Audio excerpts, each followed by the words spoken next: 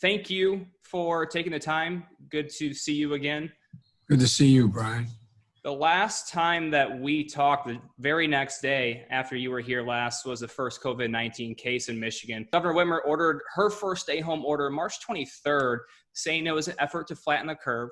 She issued a new one, though, on June 12th, another extension, now saying it's to prevent a second wave. And many people that we are hearing from feel like the goalpost has been moved, that this last order is a bridge too far. Is it? No, I don't think so. Look, you have to listen to the scientists. Were I president, I'd first of all be telling the truth. Number two, I'd make sure we had testing and tracing available. I'd make sure there was enough PPE for if, God forbid, it does come back, and will come back to some degree, that there's enough the hospitals and first responders have what they need.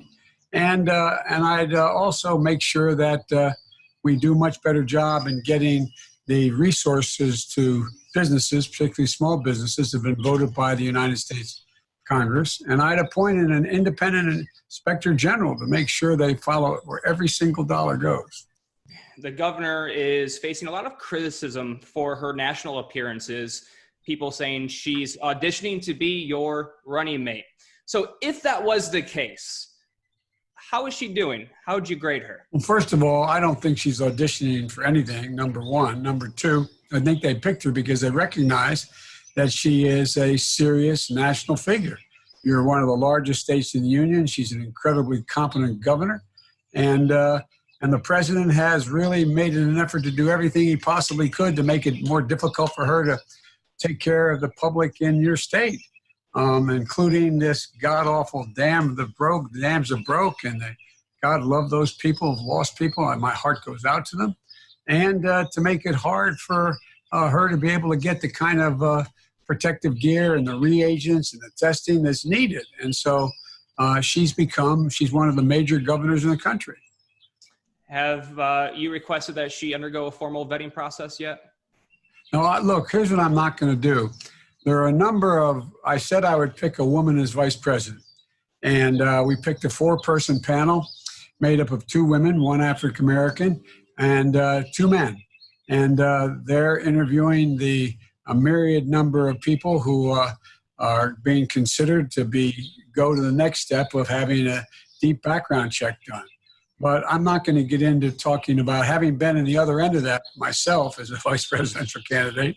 What you don't want to do is you don't want to raise people's names, and if they don't want to be considered, or you don't want to raise their names if they're being considered, and before there's much more reason to move on. The president just yesterday on Twitter went after your record with China, and when he was here last week, he also quipped that he doesn't know why the unions don't endorse him instead of a standard Democrat that doesn't know where he is. And I wanted to give you a chance to respond. Well, if you notice, the AFL-CIO endorsed me today. Every major union out there, almost everyone, has endorsed me. They've endorsed me because they know I'm going to stop his foolish trade policies. I'm going to stop encouraging companies to go abroad and get rewarded for investing abroad. And when it comes down, for example, this crisis, dealing with the protective gear that is needed, I'm going to stop on day one his ability to continue to outsource all of that. Look, we're in a position, let's move here. We're in a position where, the president's never again, as president, I'm never going to again depend on China or any other country for medical supplies.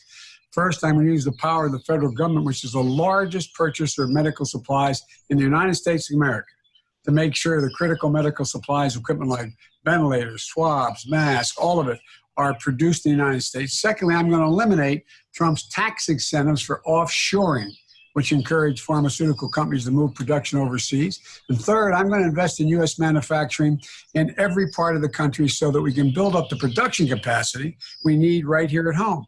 Donald Trump has been all talk, no action. His tax policy has encouraged offshoring, the procurement of offshoring products that we need now.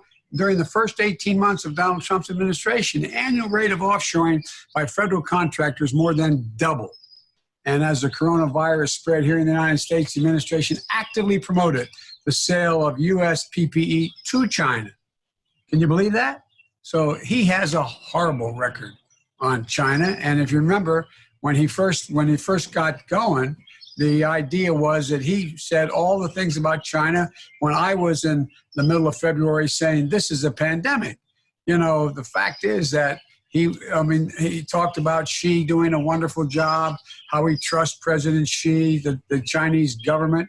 Chinese people are good people. It's the Chinese government that has been so bad.